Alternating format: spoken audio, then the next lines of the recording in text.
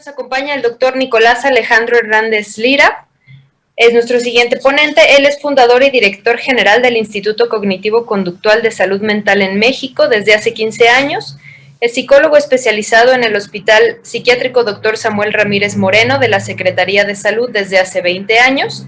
Es el secretario general de la Asociación Latinoamericana de Análisis, Modificación del Comportamiento y Terapia Cognitivo-Conductual, presidente de 2 congresos internacionales realizados en la Ciudad de México en el año 2016 y 2019, socio fundador de la Asociación para la Investigación del Maltrato Psicológico, socio fundador y presidente de la Sociedad de Psicoterapias Cognitivo-Comportamentales de México, coordinador de cursos y diplomados en psicoterapia cognitivo-conductual en instituciones públicas y privadas, autor del capítulo Propuesta de un programa cognitivo-conductual aplicada a la esquizofrenia, en el libro Terapia Cognitivo-Conductual, Teoría y Práctica, compilador y autor del libro Manual de Psicoterapia Cognitivo-Conductual para Trastornos de la Salud, publicado en 2007, compilador y autor del libro Manual de Psicoterapia Cognitivo-Conductual, Fundamentos Teóricos y Aplicaciones Clínicas, del 2013, ha participado en programas de radio y televisión, como el programa Nuevos Pasos del Canal 11,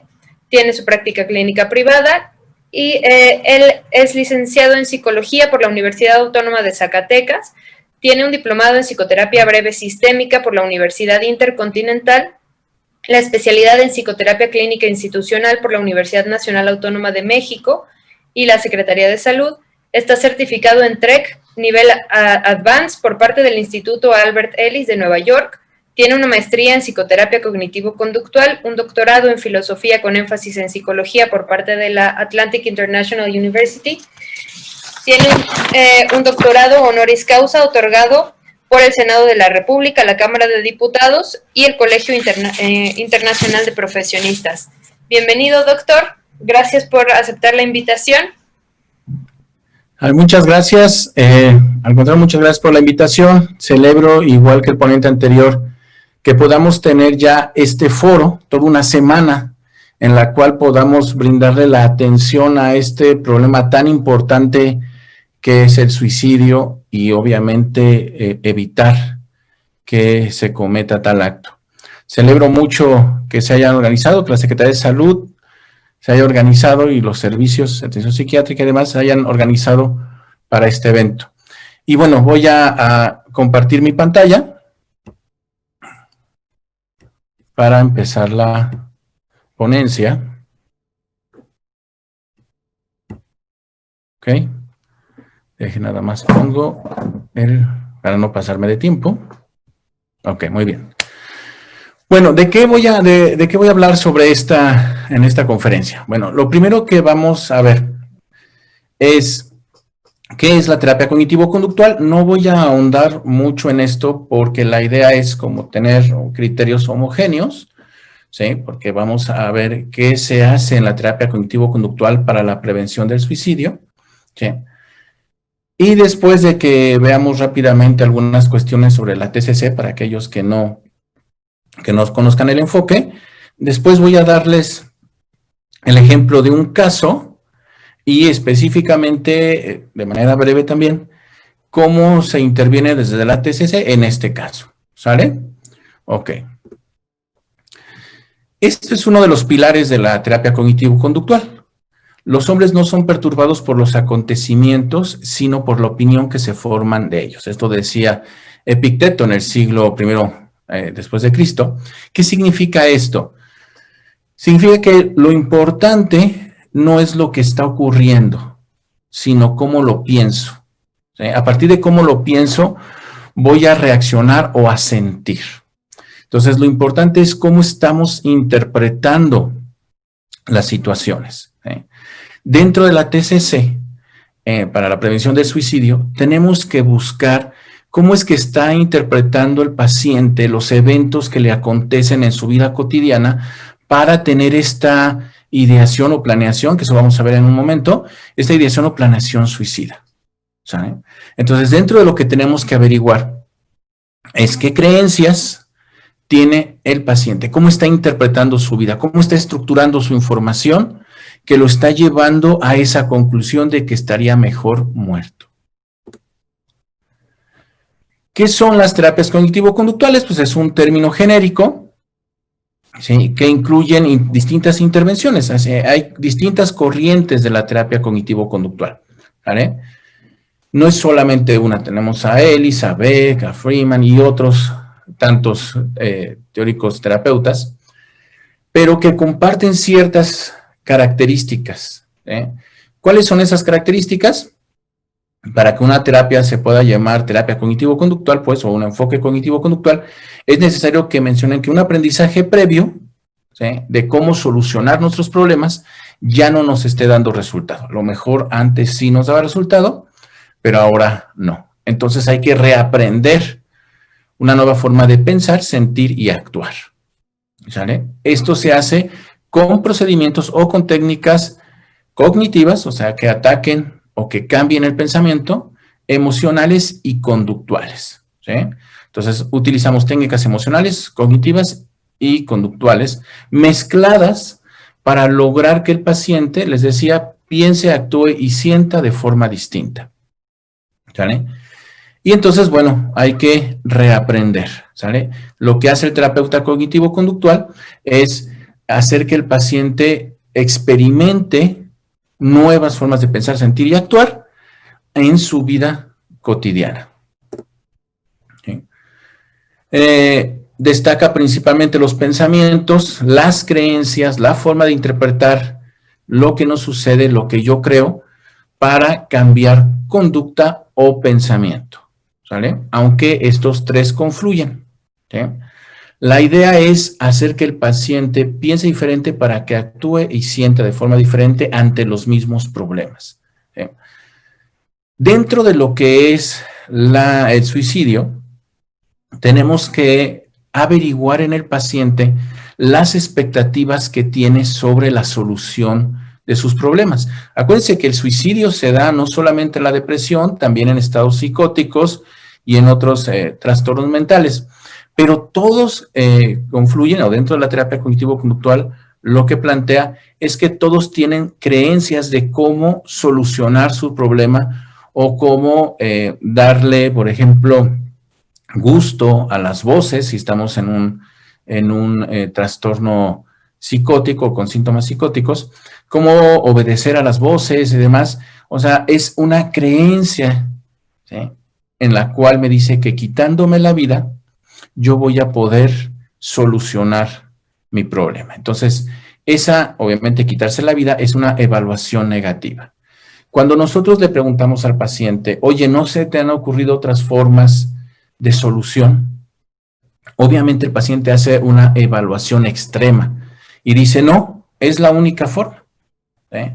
Y entonces tenemos que empezarlo levemente a cuestionar sobre si hay otras formas, ¿sí? O sea, el quitarse la vida es una opción, pero debe de haber más opciones. Entonces empezamos a cuestionar, a preguntar, a indagar junto con el paciente si no hay otras opciones o lo ha intentado todo, o por qué es la mejor opción, por qué considera, está interpretando que quitarse la vida es la mejor opción. Entonces, obviamente en TCC vemos esta cuestión de la modificación del pensamiento y vemos el origen de este pensamiento. Parte del origen son lo que llamamos las falacias cognitivas. ¿Qué son las falacias cognitivas?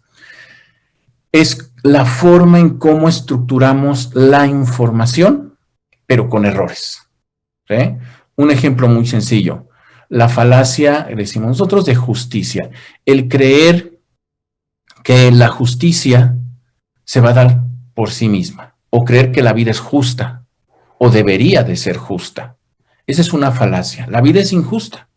Seguramente tú conoces personas buenas que les va mal y personas malas que les va bien, por decir algo, ¿sí? La vida es injusta y así es, ¿sí? Es algo que debemos de aceptar. Entonces, el creer que la vida nos debe algo por justicia o que nos merecemos algo porque soy bueno o me merezco algo porque soy malo, es una falacia, ¿sí? El creer que soy malo y por eso debo de quitarme la vida, o el creer que no hay solución, ninguna otra solución y por eso estaría yo mejor muerto, le llamamos es una falacia. ¿Por qué?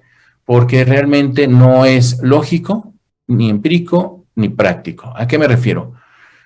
Analizamos junto con el paciente las cuestiones lógicas de su pensamiento. ¿Qué tan lógico? ¿Cómo llega a esa conclusión? Con las premisas, con lo que antecede a esa conclusión, ¿es lógico concluir que es mejor quitarse la vida? ¿Sí? Desde una cuestión empírica, ¿sí? ¿Qué nos dice la realidad cuando contrastamos nuestro pensamiento o el pensamiento del paciente con la realidad? ¿Sí? Es la única, el pensamiento del paciente suicida es, quitarme la vida es la única solución. ¿Sí?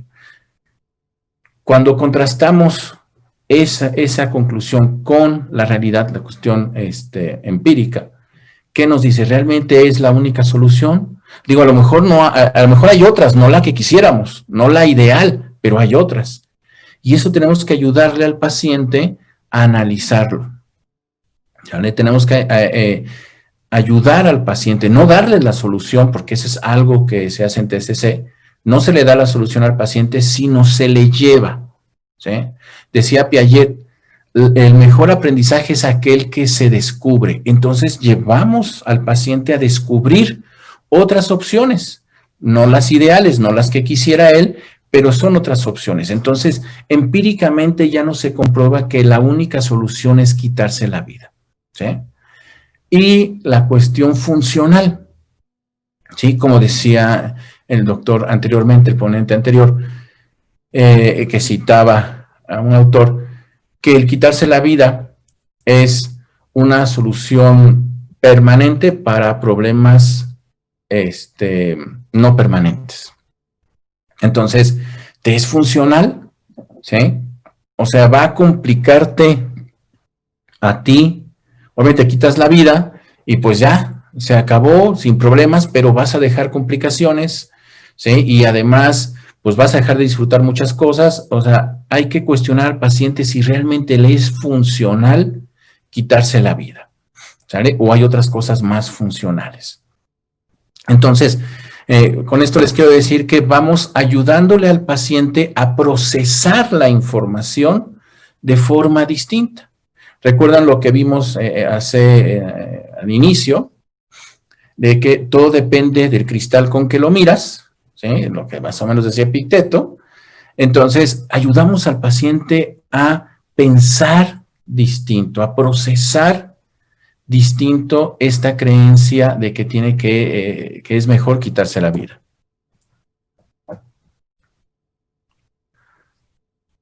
Perdón, estoy viendo cronómetro. Ok. ¿Cuál es el objetivo de la terapia cognitivo-conductual?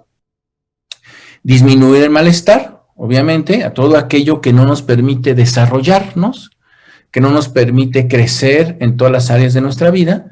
Hay que quitarlo, si se puede quitar, o hay que disminuirlo hasta hacerlo controlable y funcional. Por ejemplo, las emociones. Llegan pacientes con intentos suicidas que dicen, es que yo quisiera ya no volver a sentir jamás tristeza. Eso es imposible. Es que ya quisiera jamás volver a sentir a esta angustia que siento. No, eso es imposible.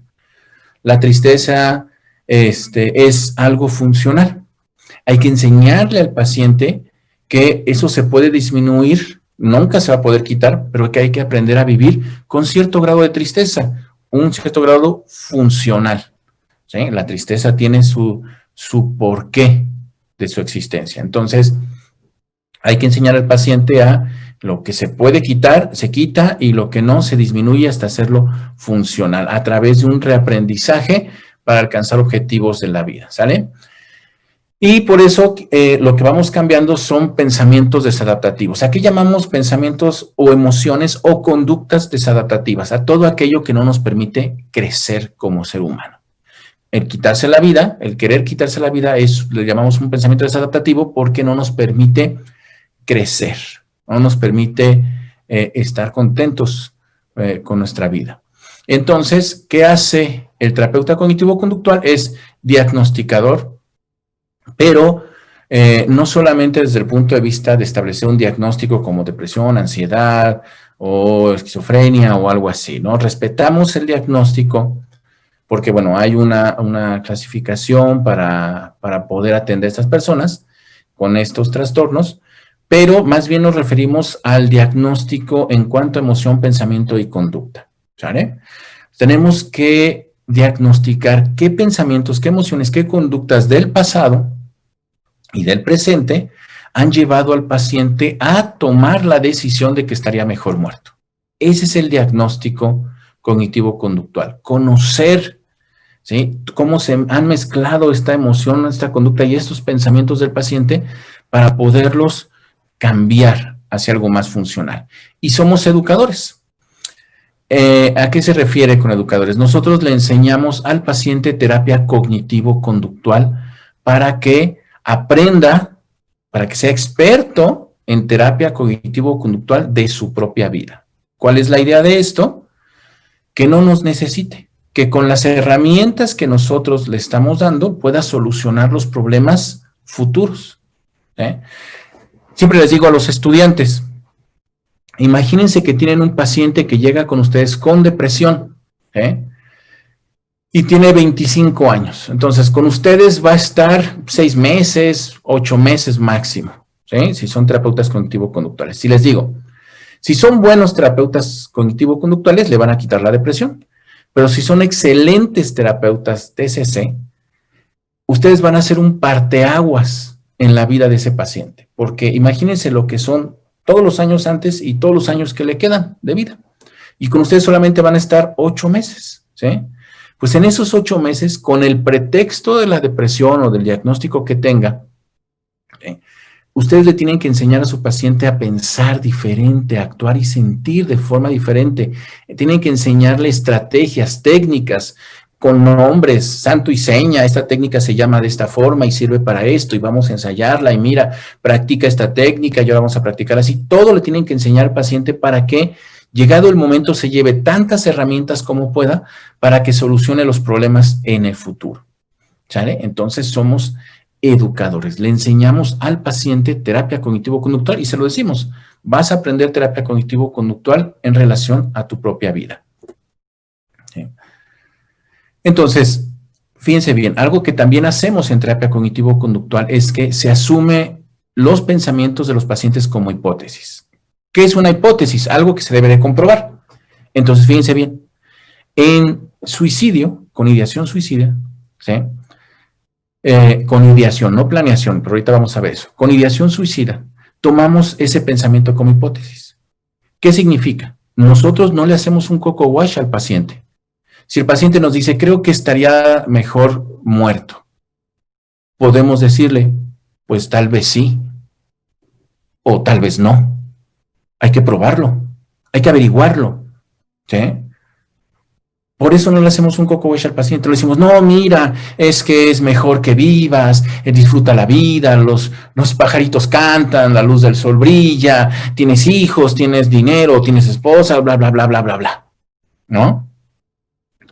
No hacemos eso, sino que hacemos que el paciente compruebe como una hipótesis sus pensamientos. Y él llegue, obviamente lo vamos dirigiendo hacia allá, lo vamos encaminando hacia allá, que él llegue solito a descubrir, ¿sí?, que es mejor estar vivo y que hay otras formas de solucionar sus problemas. Entonces, tratamos los pensamientos del paciente como hipótesis, algo que puede ser cierto o no y que hay que comprobar. Y entonces esto hace que se reduzca la tendencia al predominio, que el paciente crea que porque lo piensa así, así es. No, le abrimos el panorama. El paciente llega con una sola visión, con una visión de túnel, le decimos, solamente ve un punto y no ve nada alrededor. Entonces vamos a ampliar esa visión y disminuimos la tendencia al predominio. Y todo se analiza desde una cuestión, como lo mencioné antes, lógico, empírico y funcional. Ok. ¿Pero dónde surgen los pensamientos suicidas? Este dibujito me gusta mucho porque me permite aclarar varias cosas de la TCC.